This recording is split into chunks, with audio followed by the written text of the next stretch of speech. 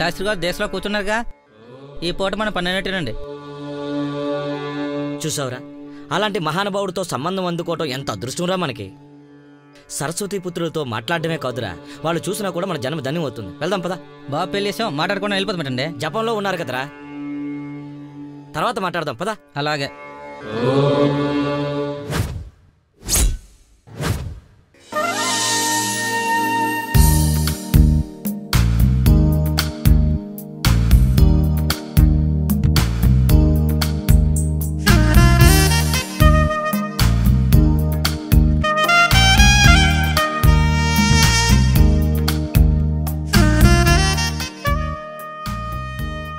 ఈ అమ్మాయి పేరు ప్రవళిక. చూడడానికి చాలా మోడర్న్గా ఉంది కదా, కానీ తనకి అదృష్టం సగమే. ఇలా బయటకు వచ్చినప్పుడు మాత్రమే ఇలాంటి డ్రెస్సులు, ఇంట్లో ఉంటే ఇలాంటి డ్రెస్సులు వేసుకోవడానికి కుదరదు.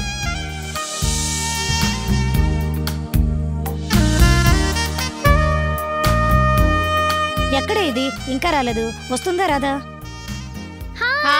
Hi hi. ఏం చేస్తున్నారు? నథింగ్, ఏదో ఫుడ్ ఆర్డర్ చేసాం, వచ్చింది. ఎంత బాగుంది ఈ డ్రెస్. ఎంత బాగుందంటే ఈ డిజైన్ నీకోసమే చేసినట్టుంది తెలుసా? Thank you. మేడం, మా బాస్ వచ్చే టైం అయింది, కొంచెం అడ్రస్ ఇచ్చేస్తే. ఓ ష్యూర్.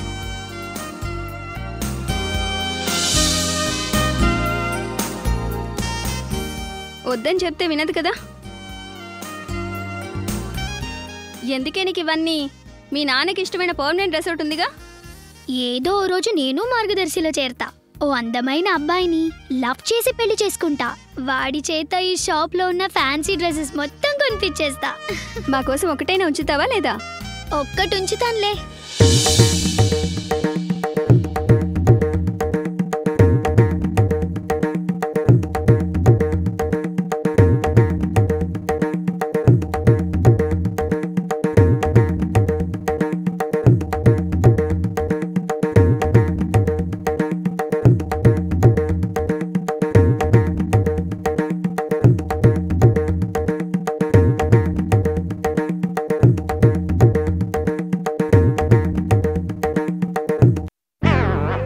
అలసిపోయినట్టున్నా, టీ తీసుకురా. నేను కష్టపడ్డప్పుడు అమ్మ ఇచ్చిన తాజ్ టీని మాత్రమే తాగుతాను. నేను మీ అమ్మను కదరా. వాహ్, తాజ్.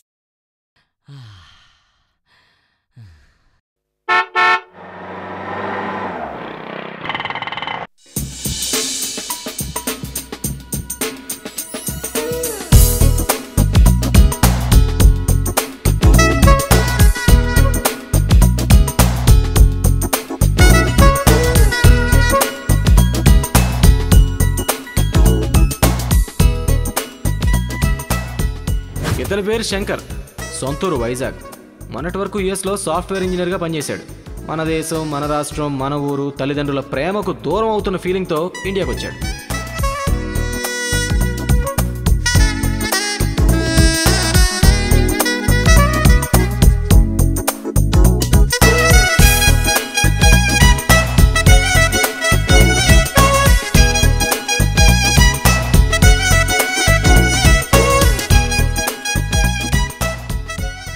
ఇది ఎలా ఉందో చూడు. అసలు కాంప్రమైజ్ కావే.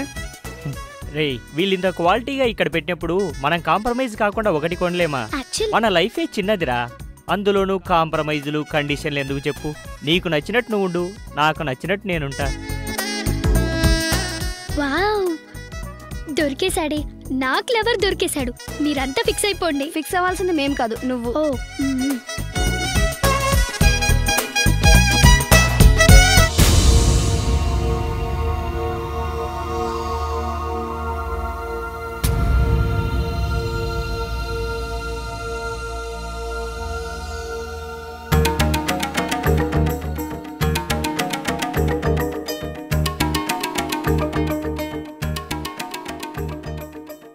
ఇప్పుడు సమయం ఎంత అయింది?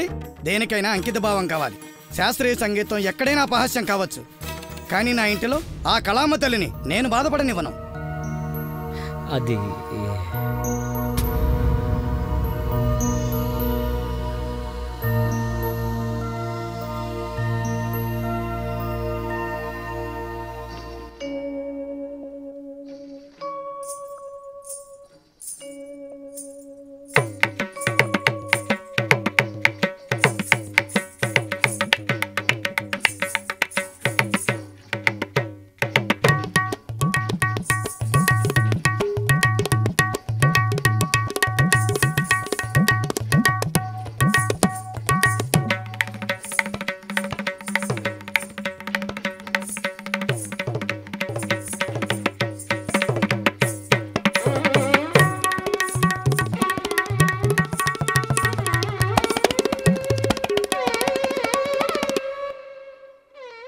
మీరు పని చేస్తారా? డెఫినెట్ గా